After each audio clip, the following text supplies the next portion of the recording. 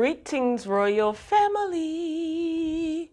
What the Friday? Hey, what the Friday? It's Friday. Friday. Friday. Greetings, greetings, greetings. Happy Friday. Hopefully you are watching this on a Friday. Today is January 10th. 2020. So we're back, episode 23 episodes of the WTF show. So if you are new here, thank you so much for clicking on the video. Every Friday, we gather together as a royal family to talk about some of the shenanigans that took place this week.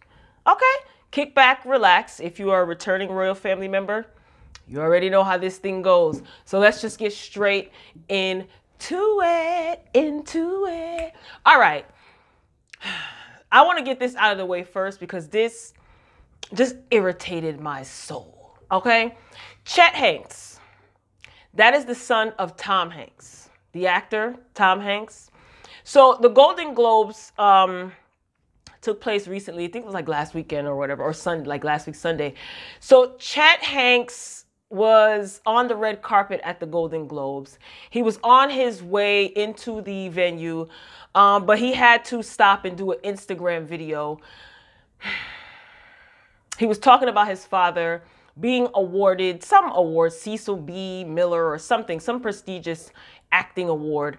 And his father was going to be given an acceptance speech later on that night.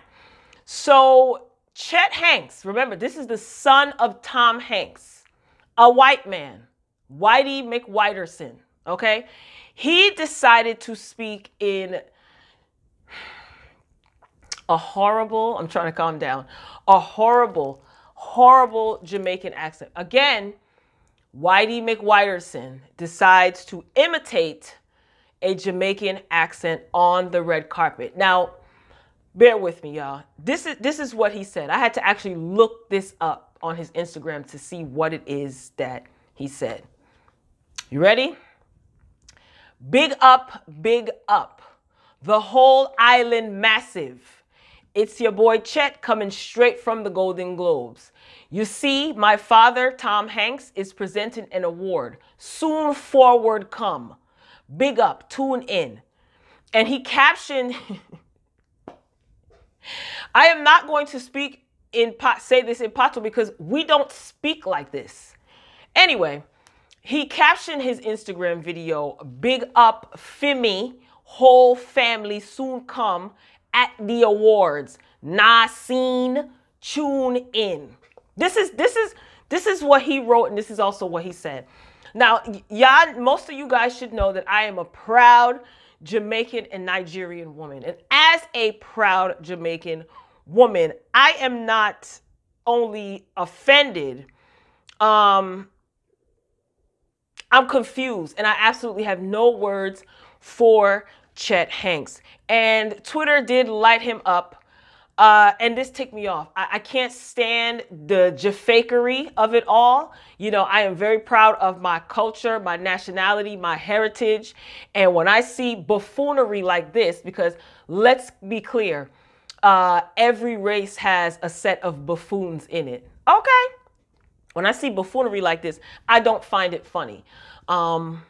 Yeah. So if you saw the video, put it in the comments. Let me know what you think. You could just Google Chet Hanks or go on YouTube, Chet Hanks at the Golden Globes. He's lucky I even have a picture and I'm putting up his picture because he's a disgrace.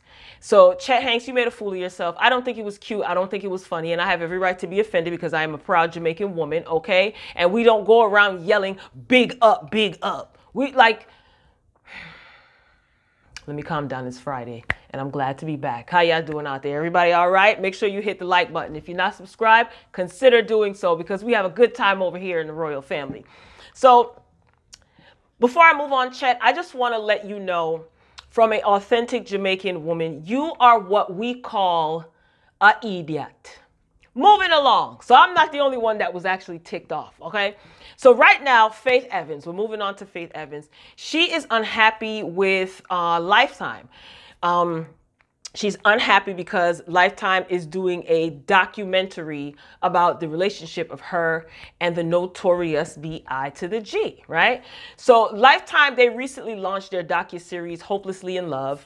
And it's pretty much a little mini series that like talks about stories from like relationships, romances, and things like that in the music and entertainment industry. Now, I actually did check out the first episode because I found out about this on Twitter.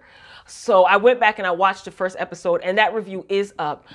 It was about Left Eye and her former boyfriend, Andre Rison, Lisa Left Eye Lopez. Now, I did enjoy it. Again, I enjoyed it so much so that I actually did a review on it. So be sure to check that out. Don't leave this video. Check it out at the end.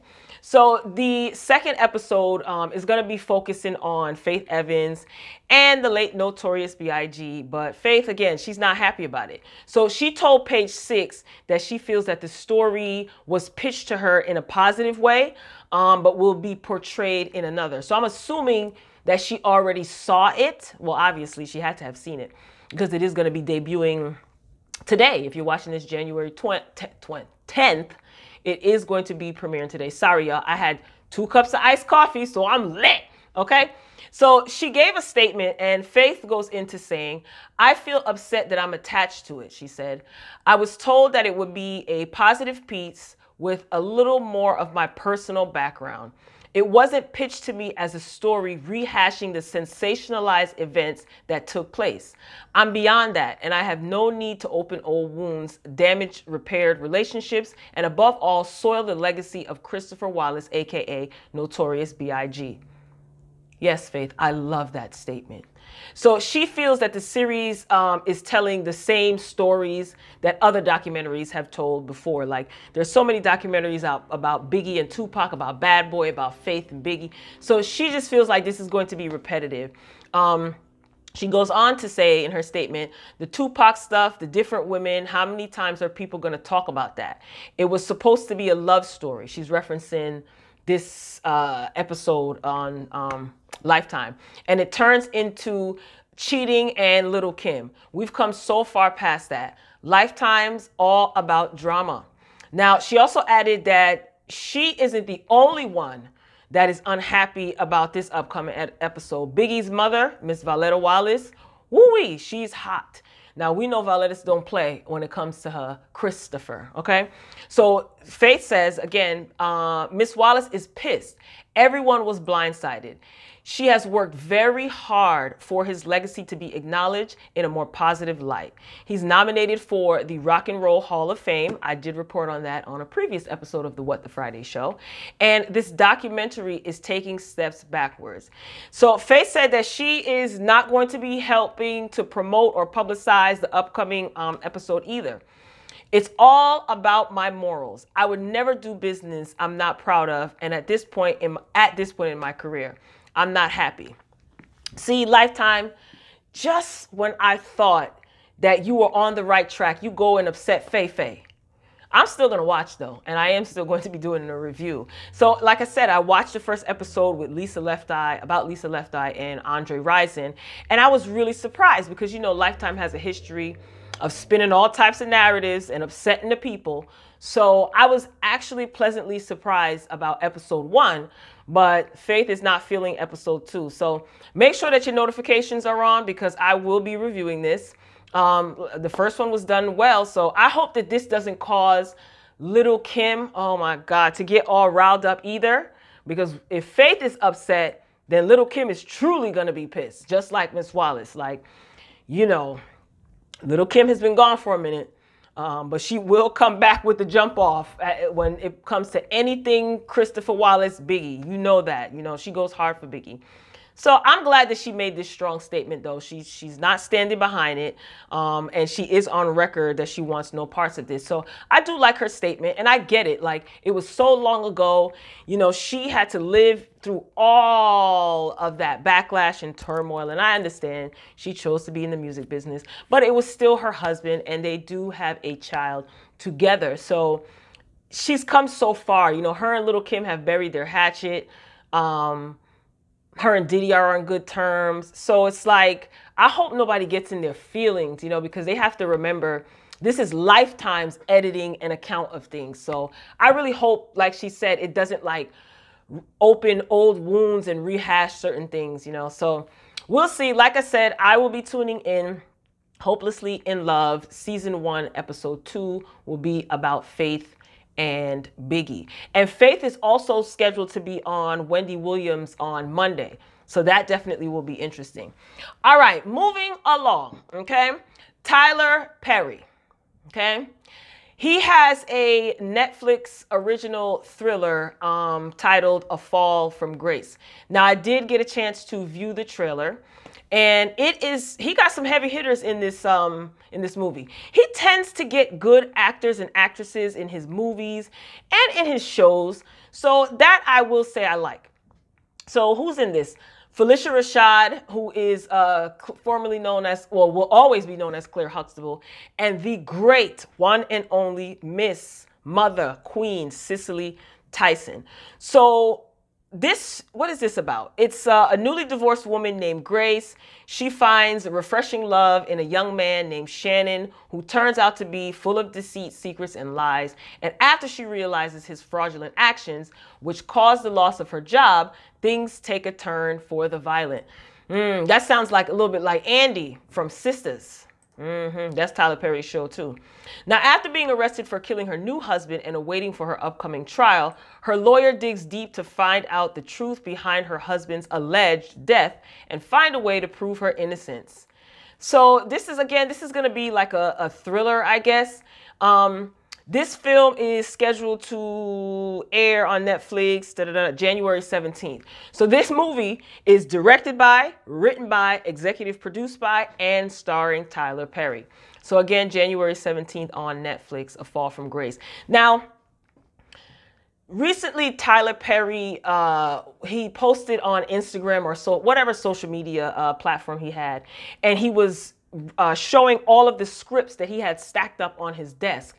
And he said he wrote all of these episodes for his, shows. He has a whole bunch of shows, I think like 6, however many shows he has out. And he says that he wrote all of these scripts in 2019.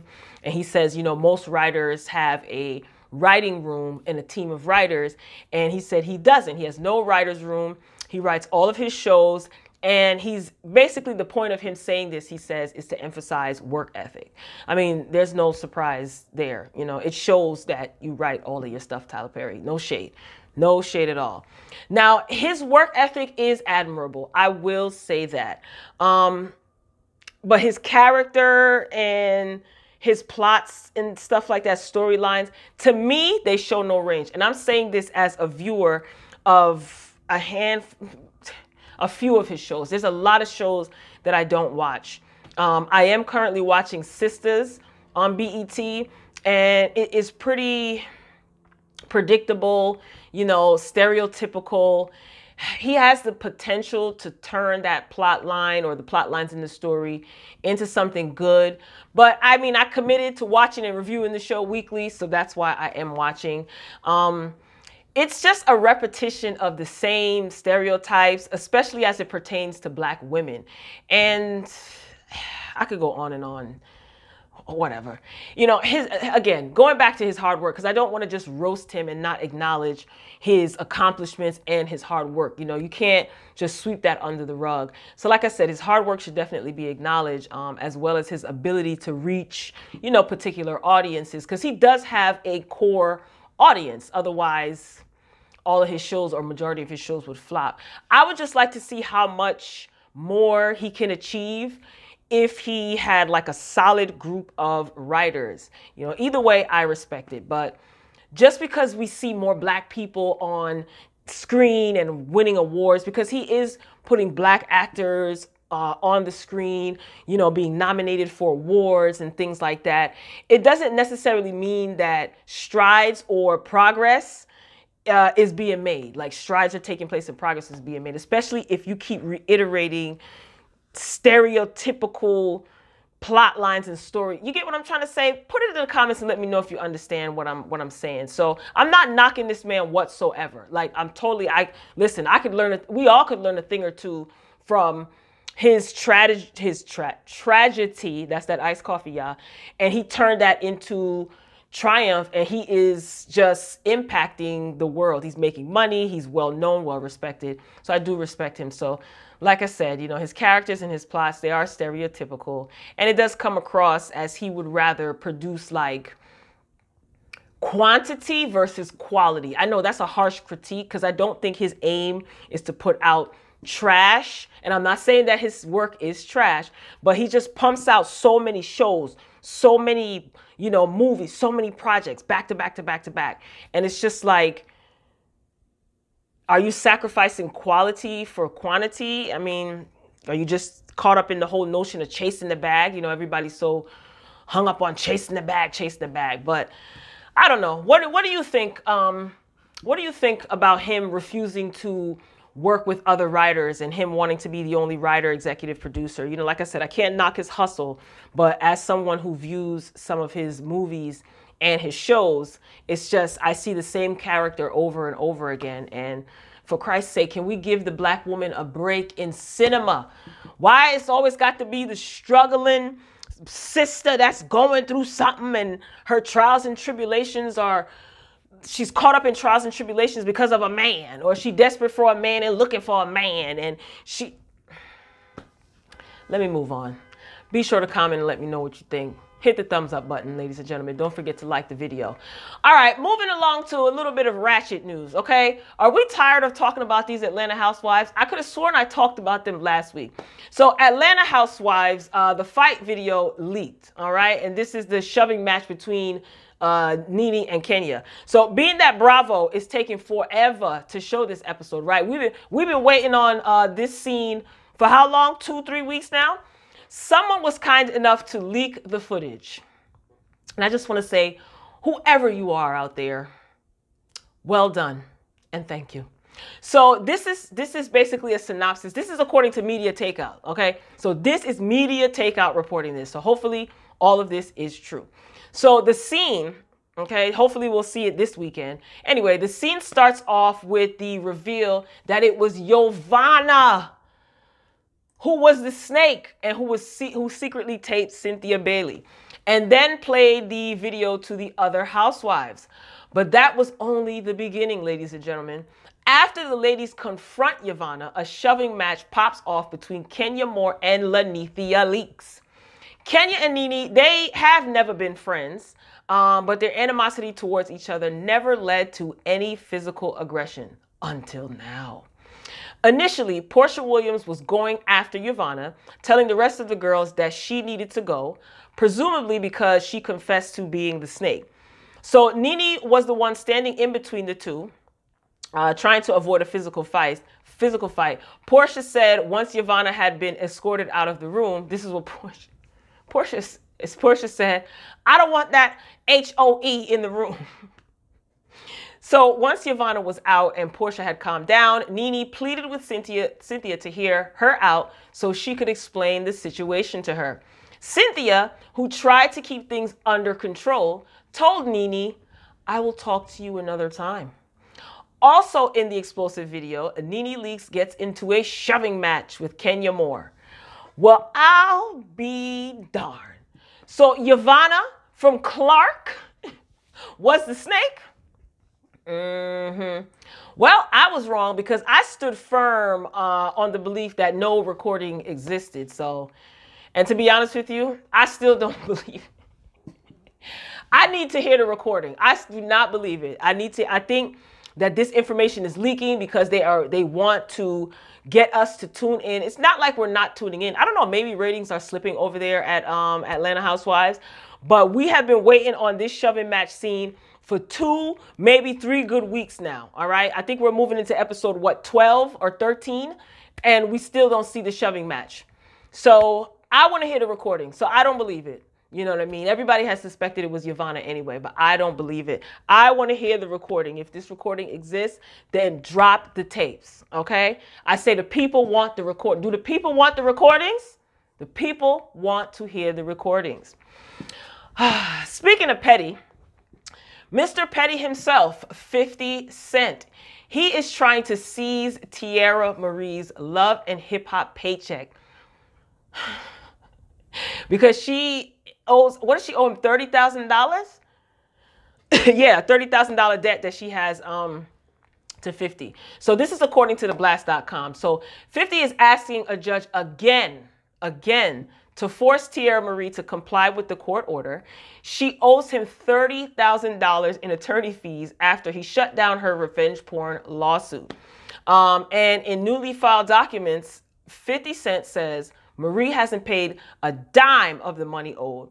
And he goes on to say, to date, Marie has failed to pay a single dime to Jackson in satisfaction of the judgment, despite earning over $100,000 this past year. Her previous claims under oath was that she is broke. No longer ring true, and it is more clear than ever that she has no intention of paying her debts. So 50 accused Teairra Marie of taking steps to actively conceal her assets and prevent him from collecting on the money. 50 is relentless. Oh my gosh. Is he doing too much?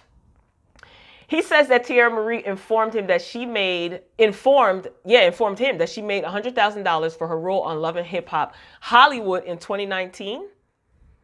Oh, Mona bumped up your pay, girl. I ain't mad at you. And he says that she has failed to turn over all information about her income in the case. 50 is asking for the judge to sanction Teairra Marie an additional $5,295.50. He also wants her to be ordered to turn over additional financial records. Oh my gosh, Teairra. 50 is not going to stop. We all know that he has nothing but time. So is he doing too much? I mean, the judge did rule in his favor, but is he really doing too much? Now, for those of you who are not sure how all of this started, back in 2018, Teairra Marie, she sued 50 Cent and her ex-boyfriend, accusing them of engaging in a plan to sexually objectify, threaten, intimidate, and humiliate and degrade her. So she claimed that her ex logged into her Instagram and posted graphic video that featured, how can I say this? Krispy Kreme on her face. I do not want to get demonetized. So follow along with me, people. So Marie said that after she removed this video, 50 posted the video on his own page. And she said 50 even applied a black and white filter to highlight the color contrast of Krispy Kreme on Marie's face. He captioned the photo, "Get the strap." This is not funny, but 50, sometimes he is so ridiculous. Now, 50, he denied all the allegations and said by the time he reposted the image, it was already all over the internet. He demanded her lawsuit be thrown out, arguing the photo didn't even show body parts or any acts in progress. So a judge actually sided with 50 and awarded him $30,000 in attorney fees. And for the past year, 50 has been trying to collect on that, along with an additional $4K he won in sanctions. So at one point, Teairra Marie claimed in court that she was like broke. Not broke, but broke. My God, 50, aren't you tired? Like, you're not tired yet? Like, it's bad enough that Teairra, she was embarrassed by all of this. And then to add insult to injury, you know, you reposted the photo or the video, and then you edited the video to highlight the fact that she had Krispy Kreme on her face. And I want to know, how did he get this case thrown out? Like, seriously, I know money talks, but you basically, there's proof that you reposted it. But your defense is by the time that you reposted it, it was all over the internet. But you engaged in reposting. Who was Teairra Marie's lawyer? Wasn't that, what is her name? I don't remember her name. But she had like a defense attorney, a lawyer. And she specializes in, like, you know, women who are bullied, cyber bullied and things like that. What is her name? I think she ended up dropping her because I think Teairra was like doing too much, or she probably couldn't pay her. Teairra, girl, you need to set up a payment plan of some sort, because 50 is not going to stop. Like, he has plenty of time and he has plenty of energy, as you can see, and he has the money to pay lawyers to go back and forth to court. So I don't know. That's unfortunate that his case got thrown out, though, because even though I get his point that it was already circulating